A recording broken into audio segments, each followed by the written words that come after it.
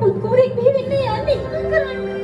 සියලු දෙනා විශ්මයට පත් කරවමින් බෝසත් කුමරා පියුම් මතින් උතුරු දෙසට සත්පියවර තබා මිහිරි හඬින් සිංහනාද කළා.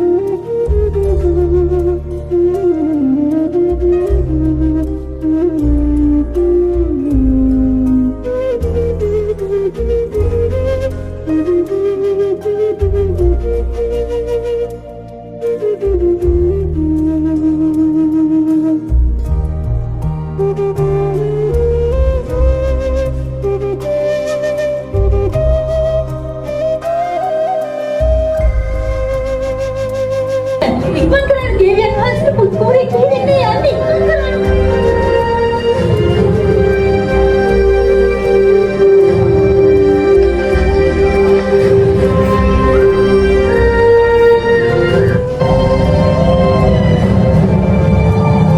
ඒ මොහොතේ මහ පොළොව කම්පා වුණා. දෙවියන්ගේ දේවානුභාවයෙන් ඉක්මවා ගිය මහා තාලුකයක් මුළුමහත් ලෝක ධාතුවේම පැතිර ගියා. සතරවරම් දෙවිවරුන් දිව්‍යමය සරුවක් රැගෙන මහා බෝසතාණන් වහන්සේව පිළිගන්නට පැමිණියා. බෝසත් කුමරාව දේවියගේ ඉදිරියේ තබා මෙසේ පැවසුවා. දේවිය සතුටු වන්න. මහා පින්නැති කුමරෙකුයි ඉදිරිස.